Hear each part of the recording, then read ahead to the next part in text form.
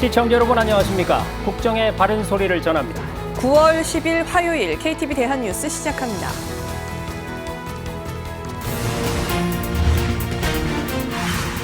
윤석열 대통령이 추석 연휴 전후 한시적으로 건강보험 수가를 대폭 인상하겠다고 밝혔습니다. 이 기간 권역응급의료센터 전문의 진찰료는 3.5배 수준으로 높일 방침입니다. 추석 연휴 전후 한시적으로 진찰료, 조제료 등 건강보험 수가를 대폭 인상하기로 했습니다. 정부가 의학 교육 여건 개선을 위한 중장기 투자 계획을 내놨습니다. 2030년까지 약 5조 원을 투자하고 특히 의학 인재 양성에 3조 원 이상을 투입합니다. 정부가 민당정 협의회를 열고 쌀과 한우 가격 안정 대책을 논의했습니다. 쌀값 안정을 위해서는 2024년산 쌀 초과 생산량을 시장 격리하기로 했습니다. 추석 연휴 기간 3,600여만 명이 이동할 것으로 예상됩니다. 이에 따라 정부가 이동 편의와 교통 안전을 위해 특별 교통 대책을 마련했습니다. 첫 소식입니다. 윤석열 대통령이 추석 연휴를 전후로 헌신하는 의료인들에게 보답하기 위해 한시적으로 건강보험 수가를 대폭 인상하겠다고 밝혔습니다. 특히 중증 응급 환자를 진료하는 권역응급의료센터의 전문의 진찰료는 평소에 3.5배까지 높인다는 방침입니다. 최영은 기자입니다. 추석을 앞두고 국무회의를 주재한 윤석열 대통령. 윤 대통령은 오는 25일까지 2주간을 추석 연휴 비상응급주간으로 정하고 당직 의료기관을 지정해 의료 이용에 차질이 없도록 하겠다고 밝혔습니다. 그러면서 이번 연휴 기간 이 같은 당직 의료기관을 신청한 병의원이 예년에 비해 훨씬 많았다며 의료인들의 헌신에 조금이라도 보답하기 위해 한시적으로 권역응급센터의 전문의 진찰료 등 건강보험 수가를 대폭 인상하겠다고 강조했습니다. 추석 연휴 전후 한시적으로 진찰료, 조제료 등 건강보험 수가를 대폭 인상하기로 했습니다. 특히 중증 응급 환자를 책임지는 권역응급의료센터 전문의 진찰료를 평소에 3.5배 수준으로 인상했습니다. 또 군의관과 공보의, 진료지원 간호사 등 가용한 인력을 최우선적으로 배치하고 재정을 투입해 응급실 의료 인력도 최대한 확보하겠다고 말했습니다. 윤 대통령은 연휴 기간 특별 교통대책 추진에도 만전을 기해달라고 당부했습니다. 무엇보다 안전이 우선이라며 인파가 몰리는 다중이용시설과 화재 취약시설을 철저히 점검할 것을 주문했습니다. 윤 대통령은 아울러 연휴에도 고향을 찾지 못하고 묵묵히 소임을 다하는 군 장병과 소방, 경찰, 응급의료 인력 등의 우리 사회를 지탱하는 진정한 영웅이라며 사의를 표했습니다. 또 우리 사회의 어려운 이웃은 명절이 더욱 외롭게 느껴진다며 모든 공직자들이 세심하게 살펴주길 바란다고 덧붙였습니다. KTV 최영은입니다. 이런 가운데 정부가 의학교육 여건을 개선하기 위한 중장기 투자 계획을 내놓았습니다. 오는 2030년까지 약 5조 원이 쓰일 예정인데 의대의 교육 여건 개선에 2조 원이, 전공의 수련 교육 개선과 지원에 3조 원이 투입됩니다. 계속해서 정유림 기자입니다. 정부가 오는 2030년까지 의학교육 여건 개선을 위해 5조 원을 투자하기로 했습니다. 전공의 수련교육 비용에 3조 원, 의대 시설, 기자재 확충에 2조 원을 투자하는 것이 골자입니다. 우선 1,500여억 원은 의대 시설과 교육 기자재 확충에 쓰입니다. 의과대학 교육의 질은 대학병원의 교육, 연구 역량과 밀접하게 관련되어 있다는 점을 고려하였습니다. 단기적으로는 기존 의대 시설을 개선하고 긴 시일이 소요되는 공사는 관계부처와 협의해 예타 면제와 일괄 입찰, 이른바 턴키 방식을 추진합니다. 국립대 의대 교수는 내년부터 2027년까지 3년간 1,000명 증원하는 내용도 포함됐습니다. 근무 경험이 많은 시니어 의사가 현장에서 일할 수 있도록 명예교수 규칙 등의 제도 개선을 추진합니다. 의대 교육과정 혁신은 상향식으로 추진합니다. 각 대학이 상황에 맞게 지자체와 교육 혁신 계획을 수립하면 이에 대한 심사를 거쳐 재정 지원 규모를 결정하는 겁니다. 내년에는 국립대병원의 교육 연구 공간 등 인프라 확충에 829억 원을 투입하고 1,600억 원을 투자해 지역 필수 의료 연구 역량을 키운다는 구상입니다. 지역 수련병원에 대한 투자도 강화합니다. 장기적으로 지역 인재들이 지역 의대에 입학해 이곳에서 수련받고 지역에 정주하는 의사로 성장시킨다는 것이 정부의 목표입니다.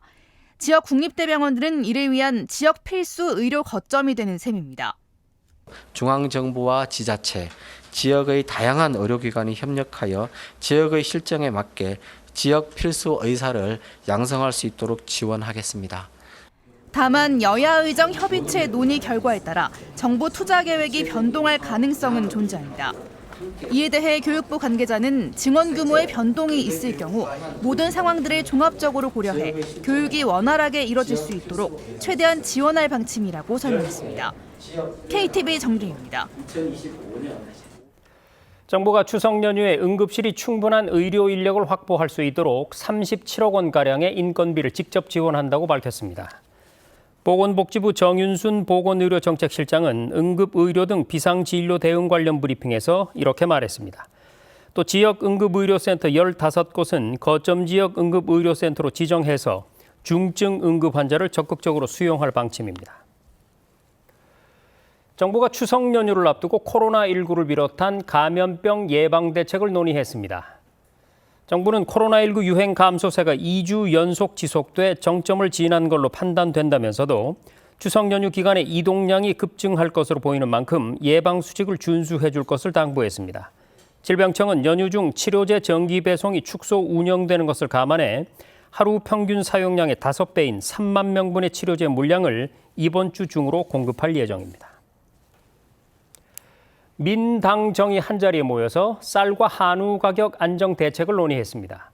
쌀의 구조적 공급 과잉 문제를 해소할 수 있는 근본 대책을 마련하고 한우 또한 수급 안정을 통해서 가격 부담을 해소하기로 했습니다.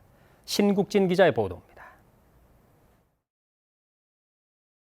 올해 벼 재배 면적은 69만 7,714헥타르로 전년 대비 10,000헥타르 감소했습니다. 하지만 벼 생귀에 유리한 기상 여건으로 생산량은 증가하고 쌀 소비는 지속적인 감소가 예상됩니다. 한우 역시 긴 사육 기간으로 수급 불안이 반복돼 가격이 하락했음에도 소비자는 여전히 비싸다고 느끼고 있습니다. 정부는 민당정 협의회를 열고 추석 성수품 수급 점검과 쌀 한우 수급 안정 대책을 논의했습니다. 민당정은 올해 수확기 쌀값을 조기에 안정시키기 위해 2022년산 쌀 초과 생산량을 시장 격리하기로 했습니다. 우선 2만 헥타르의 쌀 재배 면적을 사료용 등으로 처분하고 10월 초 통계청 예상 생산량 발표 이후 사정 격리 이후에 초과 생산량도 격리할 계획입니다. 11월 중순 통계청 최종 생산량 발표 후에는 시장 상황을 고려해 필요시 추가 대책을 추진하기로 했습니다. 정부는 앞으로 쌀 소비량이 지속 감소할 것으로 예상되는 만큼 구조적 공급 과잉 문제를 해소할 수 있는 쌀 산업 근본 대책도 마련합니다. 벼 재배 면적 조정을 보다 효과적으로 시행하기 위해 재배 면적 신고제와 지역별 감축 면적 할당을 검토하기로 했습니다.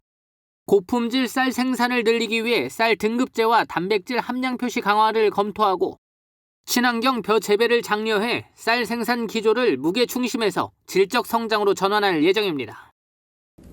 근본 대책을 마련함에 있어 현장 농업인의 공감대와 참여가 무엇보다 중요한 만큼 정부는 생산자단체 등과 충분한 협의와 토론을 통해 내용을 구체화하고 연말까지 쌀 산업 근본 대책을 마련하여 발표하겠습니다. 한우 수급 안정을 위해 대대적 할인 행사와 급식, 가공업체 등의 납품 지원을 확대해 소비 확대에 나섭니다. 또한 2025년도에 사료 구매 자금을 1조 원 수준으로 유지하고 공급 과잉을 막기 위해 기존 13만 9천 마리 감축분에 더해 1만 마리를 추가 감축하기로 했습니다. 구조적 수급 불안을 해소하고 주요국 소고기 관세 철폐에 대비해 국내산 자급률 40%를 유지하도록 중장기 산업발전 대책을 마련하고 스마트팜을 2027년 30%까지 현장에 확산시킬 계획입니다. KTV 신국진입니다. 이번 추석 연휴 기간까지 늦더위가 이어지면서 식중독의 기승을 부릴 전망입니다. 식중독 예방을 위해선 장보기 단계에서부터 주의를 기울여야 하는데요. 식중독을 피할 수 있는 장보기 요령을 윤현석 기자가 전해드립니다. 추석이 코앞으로 다가왔지만 늦더위가 계속되고 있습니다. 9일 서울에서는 85년 만에 9월 최고더위가 기록됐고 대전과 부여에서도 낮 기온이 34도를 웃돌며 9월 2일 최고기온을 경신했습니다. 이번 추석 연휴 기간에도 낮 기온이 30도 안팎까지 오를 것으로 예보됐습니다. 기록적인 더위가 계속되는 만큼 그 어느 때보다 연휴 기간 식중독 예방이 중요해졌습니다. 식중독을 막기 위해선 식재료 장보기를 1시간 이내로 끝내야 합니다. 식재료가 상온에 1시간 이상 노출되면 식중독 발생 우려가 높아지기 때문입니다. 장보기 순서도 중요합니다. 장을 볼 때는 밀가루와 식용유 등 냉장이 필요 없는 제품을 먼저 구매해야 합니다. 그 다음 농산품과 냉장, 냉동이 필요 없는 가공식품을 구매한 뒤 육류와 어패류를 장바구니에 담아 신선도를 유지하는 것이 가장 중요합니다.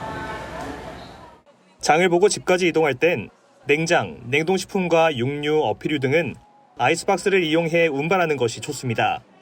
또 조리 직전까지 차갑게 보관하는 것도 필수입니다. 올바른 음식 섭취도 식중독 예방에 필수입니다. 음식을 굉장히 대량으로 만드시는 경우가 있는데요. 음식 드시고 남으시는 것은 즉시 냉장고에 넣어 놓으시고요. 그 다음에 다시 드실 때는 꺼내서 재가열을 하시는 게 중요합니다. 식품의약품안전처는 온라인에서 조리된 명절 음식을 구매할 경우엔 가급적 냉장, 냉동 온도를 유지해 배송되는 제품을 선택하고 건강기능식품을 살 때는 식약처에서 인증한 건강기능식품 인증마크를 확인해달라 당부했습니다. KTV 윤현석입니다. 이번 추석 연휴는 16일 오전 귀성길과 18일 오후 귀경길이 가장 혼잡할 것으로 전망됩니다. 연휴 기간 3,600여만 명이 이동할 것으로 예상되면서 정부가 특별 교통 대책을 마련했습니다. 변차연 기자입니다. 오는 13일부터 18일까지 엿새간 약 3,695만 명이 지역을 이동할 전망입니다. 한국교통연구원은 일평균 이동 인원을 지난해 추석 연휴 대비 5.7% 증가한 616만 명으로 예측했습니다. 연휴 기간 이용할 교통수단으로는 승용차가 88.4%로 가장 많았고 버스는 4.9%, 철도는 3.6%로 뒤를 이었습니다.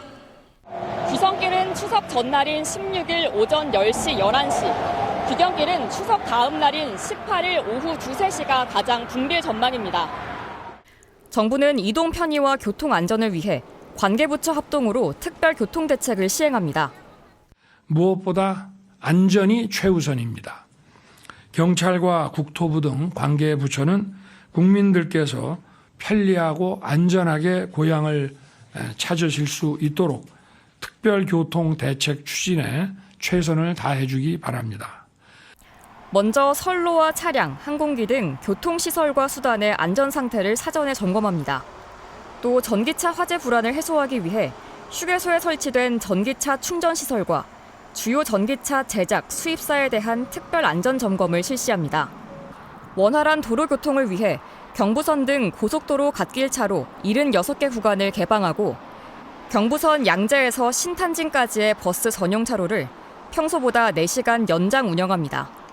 경부선 판교 분기점부터 신갈 분기점 사이 등 고속도로와 일반국도 217개 구간은 혼잡 예상 구간으로 집중 관리합니다. 정체가 생기면 전광 표지판 등을 통해 차량 우회 정보를 실시간으로 제공합니다. 이와 함께 이동객들의 편의를 높이는 대책도 추진합니다. 추석 전후로 전국 고속도로의 통행료를 면제합니다. 또 KTX, SRT로 역귀성할 경우 운임이 최대 40%까지 할인돼 부담이 크게 줄어듭니다. KTV 변차연입니다. 앞으로 인천에서 서울까지 출퇴근 시간이 36분가량 줄어들 전망입니다. 정부가 수도권 서부 지역 주민들의 교통 편의를 위해 광역철도망 구축, 대중교통 증편 등에 모두 7조 4천억 원을 투입하는데요. 자세한 내용을 김민아 기자가 보도합니다. 국토교통부 대도시권 광역교통위원회가 수도권 서부 지역 교통편의 제고 방안을 내놨습니다. 이로써 수도권 4대 권역별 교통 개선 방안이 모두 나왔습니다. 수도권 동부, 서부, 남부, 북부 4대 권역에 교통 개선 대책비 11조 원을 집중 투자해서 지자체 기관 간의 또 갈등으로 장기간 지연되고 있는 사업들은 정부가 직접 중재와 조정에 나서 바로바로 해결하겠습니다. 사업비 총 7조 4천억을 투입해 신도시 중심 광역철도망 구축, 대중교통 증편, 신도시 연결도로 사업 조기화를 추진합니다. 신도시 광역철도망 구축을 통해 출퇴근 통행시간을 최대 46% 단축시킬 계획입니다. 도시철도망 확충이 완료되면 7호선 청라에서 가산 디지털 단지역까지 이동 시간은 78분에서 42분으로 30분 넘게 단축됩니다. 김포 골병라인이라는 오명을 얻은 김포 골드라인 열차도 11편성 증편해 2026년 말까지 배차 간격을 2분 10초까지 줄입니다. 김포 골드라인의 경우도 3편성 증편 투입을 완료하였고 오는 9월 30일까지 2편성을 추가 투입하여 배차 간격을 2분 30초까지 단축시킬 예정입니다. 광역버스 신설과 BRT 노선 확대도 추진합니다. 인구 밀집 지역인 검단 신도시 청라에서 강남으로 한 번에 갈 수 있는 광역 급행버스 2개 노선이 최초로 생깁니다. 인천 계양에서 김포공항 BRT가 신설되고 청라 부천 화곡역 구간 BRT 활용도를 높이기 위해 내년 하반기 일반 노선버스도 추가 운행할 예정입니다. 아울러 벌말로 경명대로 확장 사업을 각각 14개월, 6개월 단축해 신도시 연결도로를 조기에 개통할 방침입니다. 대광이는 국민의 출퇴근길 교통 불편 해소를 위해 최선을 다할 방침입니다. KTV 김민아입니다.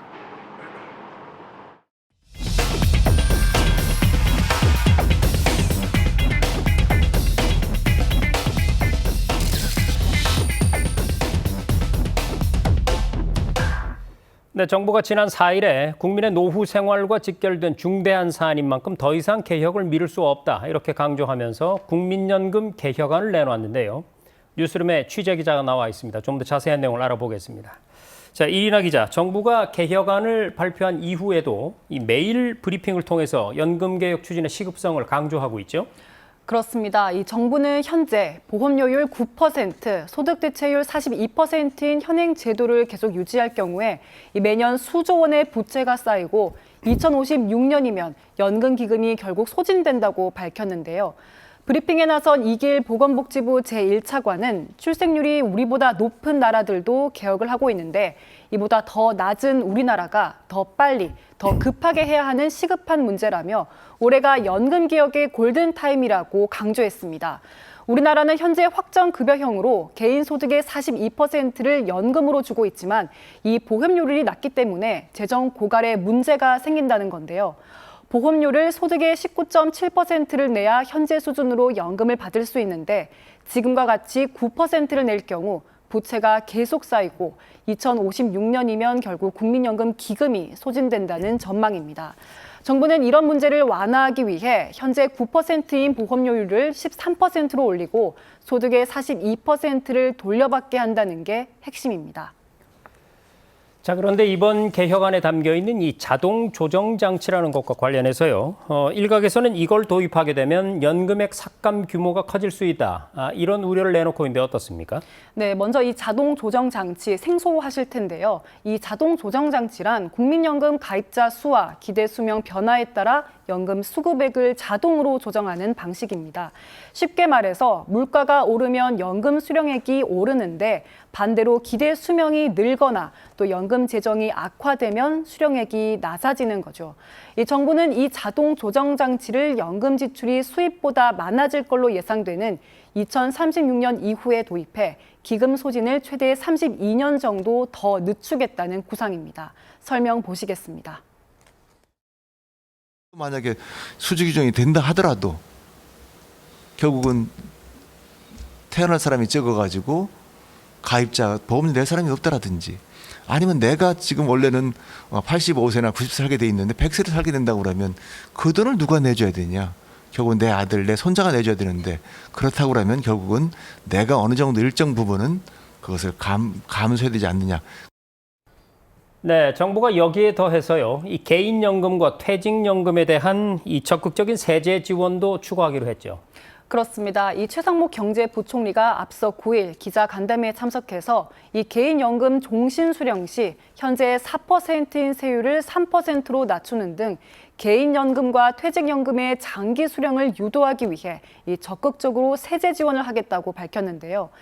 앞으로 개인연금에서 세액공제를 받는 본인 기여금과 운용 수익을 이 연금 수령 시 연간 1,500만 원 이하라면 종신 수령 시 3% 분리과세가 가능하도록 개정하는 건데요. 또 퇴직소득을 개인연금에 불입할 경우 퇴직소득을 20년을 초과해 연금으로 받을 경우 퇴직소득세의 50%를 분리과세하는 항목을 추가할 계획입니다. 다시 말해서 20년 이상 수령하는 경우에는 세금을 절반으로 감면하겠다는 건데요. 설명 보시겠습니다. 지금 보면은 10년 이하는 70%, 10년 초과는 60%게 돼 있거든요. 그러니까 거기다가 20년 이상 이제 수령하는 경우에는 50%로 세금 감면되는 구간을 추가를 하겠다, 이런 얘기입니다.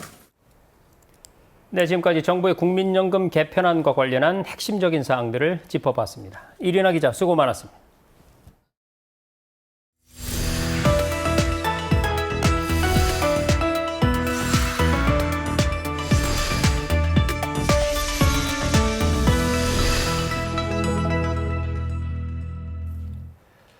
배드민턴 국가대표 안세영 선수의 발언으로 조사에 나섰던 문체부가 중간 결과를 발표했습니다.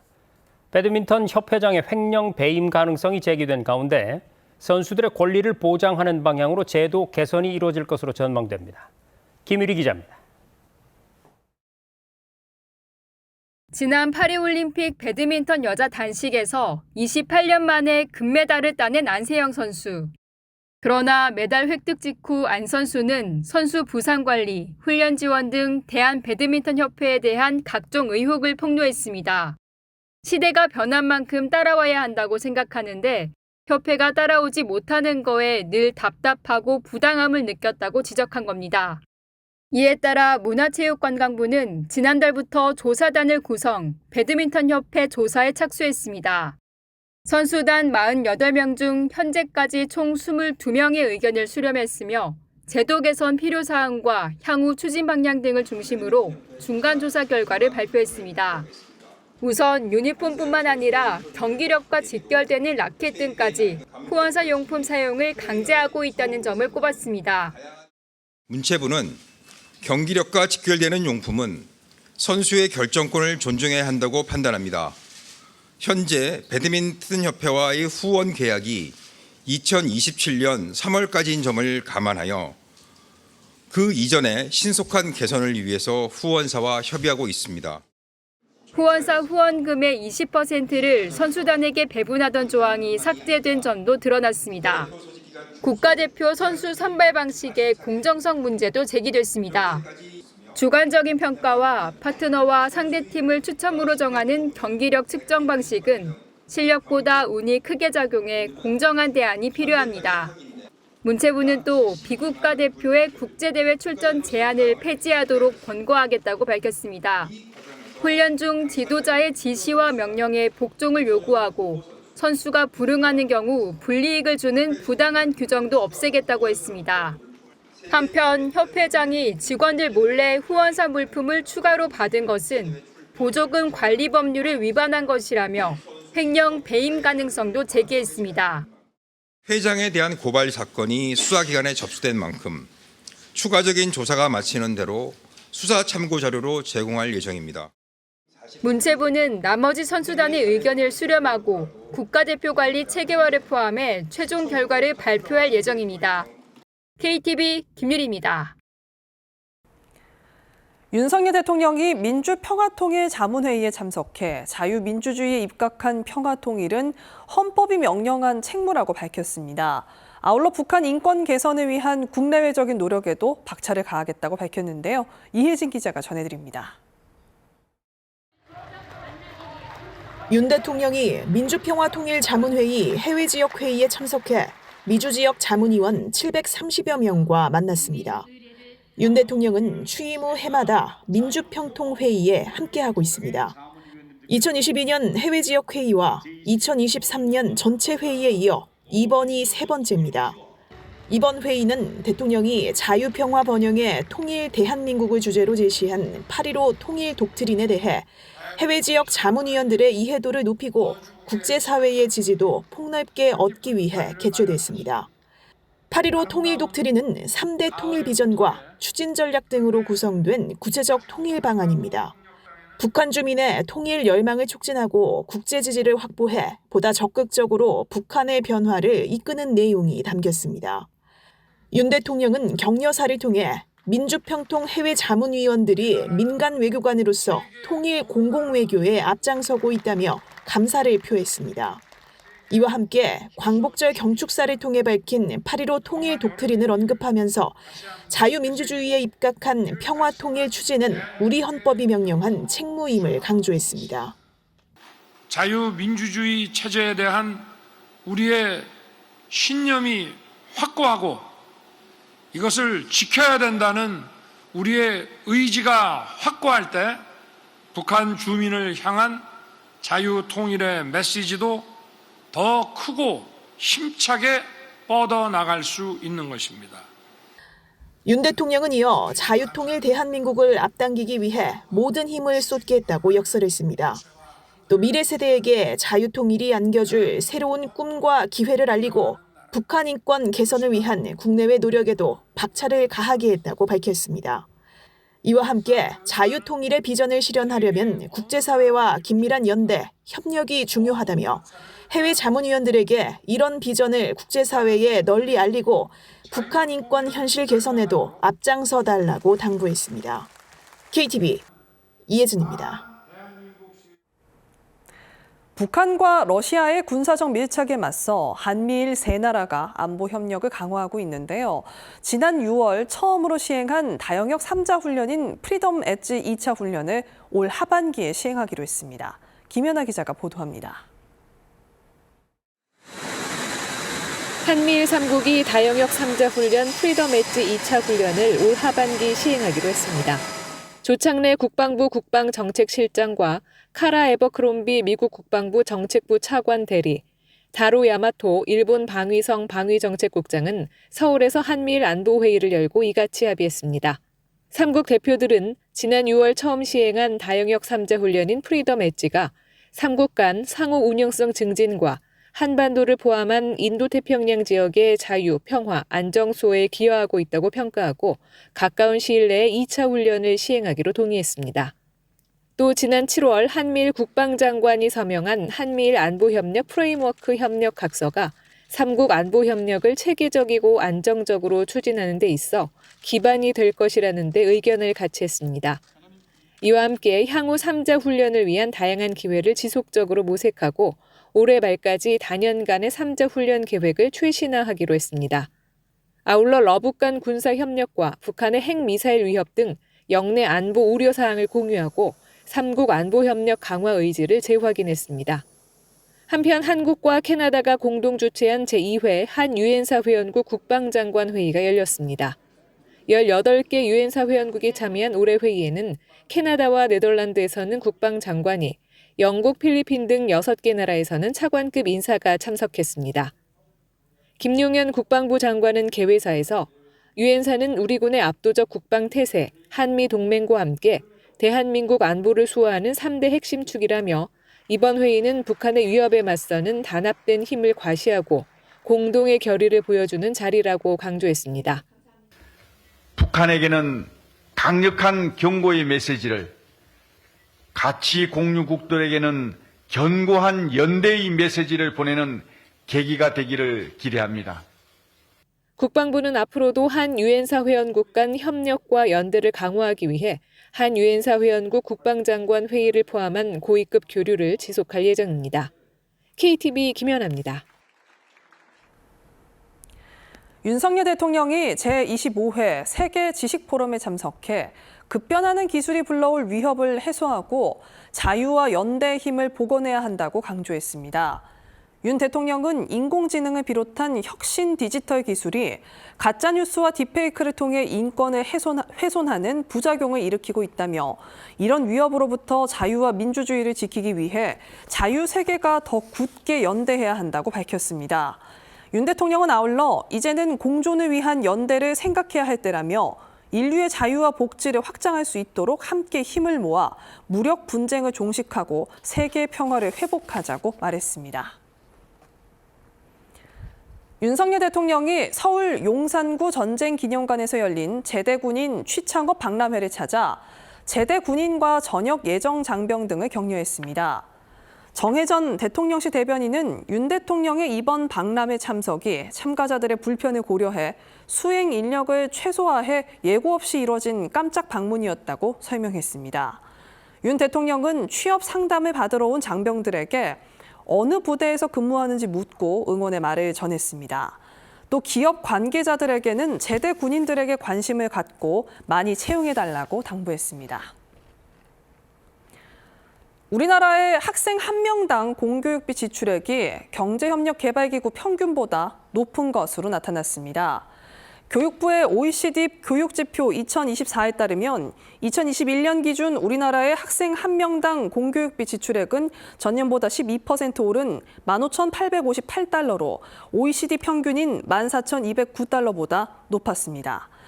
2023년 기준 우리나라 성인의 고등교육 이수율은 54.5%로 OECD 평균을 상회했고 특히 청년층의 이수율은 69.7%로 OECD 국가 중 1위를 기록했습니다. 2022년 기준 고등학교 졸업자와 전문대 이상 졸업자 사이 상대적 임금 격차는 모두 OECD 평균보다 낮았습니다.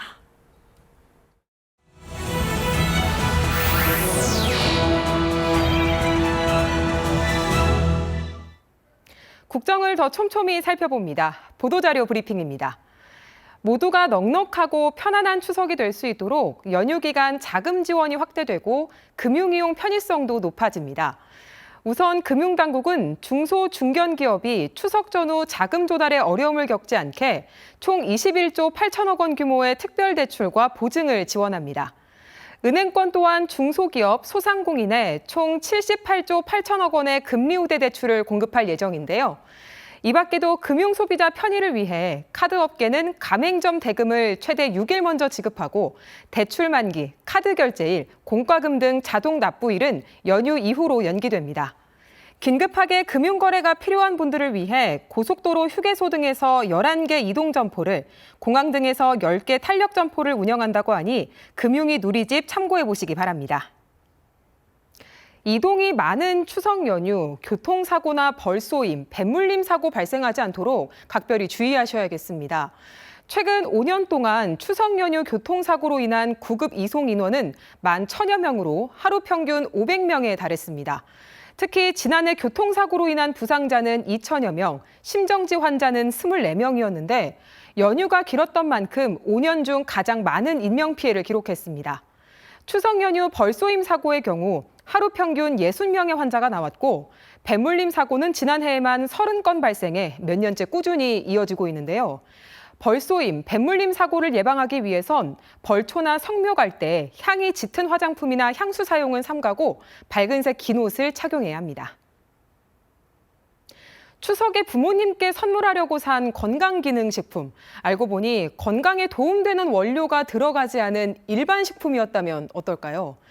정부가 추석을 앞두고 선물용 식품과 화장품 등 온라인 허위 과대 광고 194건을 적발했습니다.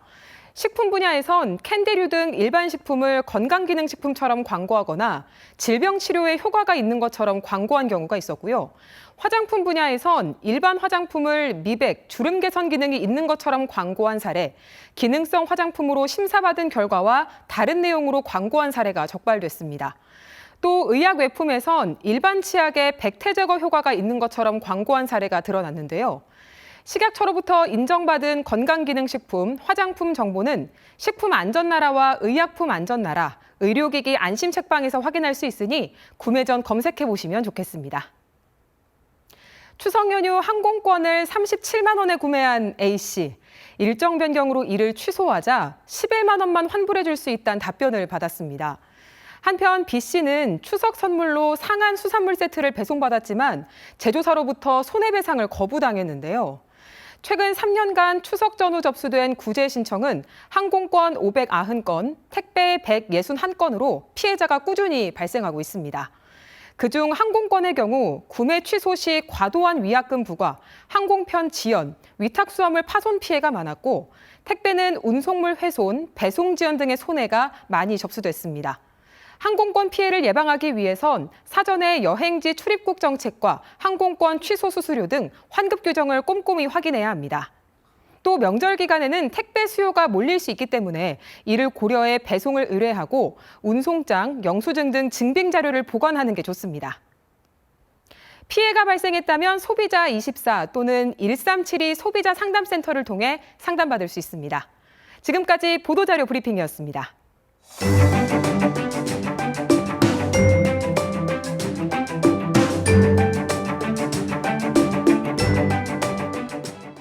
안녕하세요. K웨더 라이프스타일 리보 박유라입니다. 현재 전국 하늘 대체로 맑지만 제주는 구름 많은데요. 차차 흐려져 비가 내리겠고 내일 아침은 전남과 경남으로 확대되겠습니다. 전남과 경남은 오후에 그치지만 제주는 종일 이어지겠습니다. 야근 제주 많은 곳에 80mm 이상, 전남과 경남은 10에서 40mm가 예상됩니다. 한편 그 밖의 내륙은 오후부터 밤사이 한때 소나기가 지날 때가 있겠습니다. 오늘 일부 지역의 낮 기온이 38도 선까지 치솟는 등 한여름처럼 더웠는데요.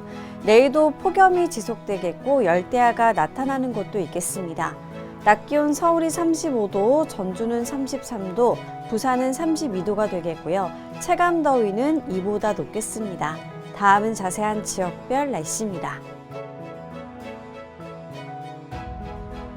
중부지방 낮 기온 대전 34도, 춘천은 33도가 되겠습니다. 동해안 낮에 속초 28도, 강릉은 29도를 보이겠습니다. 남부지방 낮 동안 광주 30도, 대구는 33도까지 오르겠습니다. 바다의 물결은 서해와 남해상으로 최고 3.5m까지 매우 높게 일겠고요. 남해상은 비가 오겠습니다. 목요일은 중부지방에 비가 오겠고요. 영동과 남부는 소나기가 지나겠습니다. 한편 이후에도 비나 소나기가 오는 날이 많겠습니다. 날씨였습니다.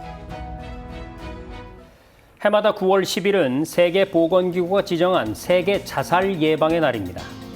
여러분도 아시다시피 우리나라의 자살률은 OECD 회원국 중 가장 높은 수준인데요. 자살 사망자의 96%는 사망 전에 경고 신호를 보인다고 합니다.